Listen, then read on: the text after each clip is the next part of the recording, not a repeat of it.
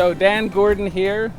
I'm an amateur disc golfer, rated 839 right now, but it's a number. I'm a person. With that said, I do want that number to go up. I don't really have much right to be doing this review other than I have a camera, I have an internet connection, and I have an opinion. So I wanted to share that opinion. Today I'm going to be talking about the Dallin Blanchard tomb. So I may have bought a few of these. I really like them. They come in some really, really neat colors. And one of the things to notice on here is it's a triple foil stamp. And I'm really a sucker for that. I think that's super cool.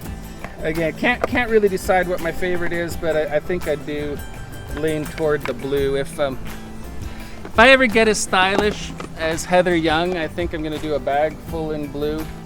As stylish as Heather Young. No, that didn't even make sense when I said it, so it'll probably never happen, but I do like the blue.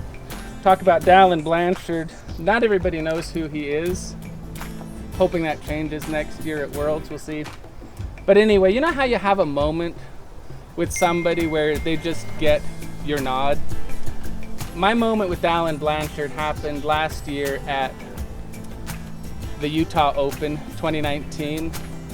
It was my first time ever watching pro disc golf, and like a lot of people, I got brought into disc golf watching the Jomez Pro production, and there was a card with the Blanchards and Jeremy Colling on it, and I thought, well, the Blanchards are from Idaho Falls, so that's pretty cool. And of course I wanted to see Big Jerm throw some discs, and so that was the card that I followed at the Utah Open, and it was so exciting. So we get to the 10th hole, and as you'll see at Worlds next year, the 10th hole's interesting. It's got a triple mando, and Dallin had got himself a little bit out of position and was pinched from what the ideal angle to come up on the mando was.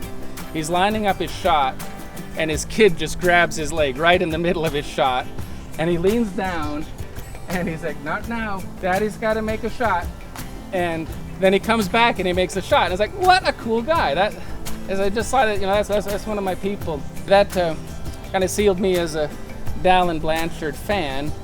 And as for the tomb, my history with that goes back to about its start. I bought the Infinite lineup as it first came out. The first year was out, I think that was about 3 years ago, kind of one of each, and I had the base plastic tomb. And then a friend threw it straight into the pond, and that was the last I saw it. And I should emphasize the word straight, because that is the characteristic of these discs. And I had heard that Dallin would be having a signature tomb come out several years ago, and so I thought, oh well, when the disc comes out, I'll get another disc. And that took a while, but it's out, and I was like, wow, why haven't I been bagging the tomb? Straight flyer, and right now, like I said, you know, back to that 839 thing, that's a number, not a definition of value, but something that I'd like to be coming up. I think this is going to be a really valuable disc for me because it's a 3401 by flight numbers, and what that means is pretty much whatever I do to the disc is what's going to happen in flight, and so that helps me as an amateur see what's going on and improve my form and improve my consistency, which should lower my score and hopefully raise that number. And then I want to show you another quirky little thing that I really like about this design is with this beard, and I don't know what this hood is called, but these two hood points, I use that as a target. So when I look down the disc, I can look right along that beard and throw. And I don't think that's a real disc golf technique, but it helps me, and I like it. So anyway, let's give it a couple of throws. Alrighty, beard toward the basket, line it up.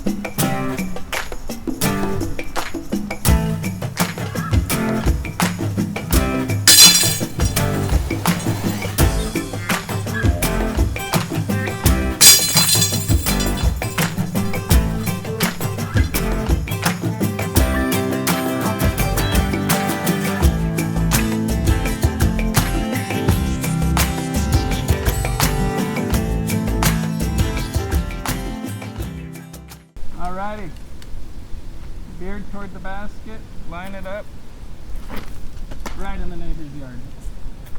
This is what the cuts are for.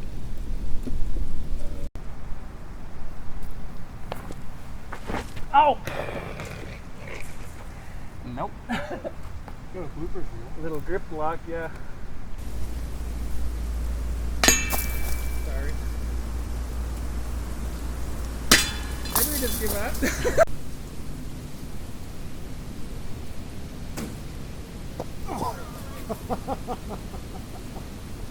I was trying to hit you, but not that way. that was perfect place. No, no. Uh-oh. Oh my goodness.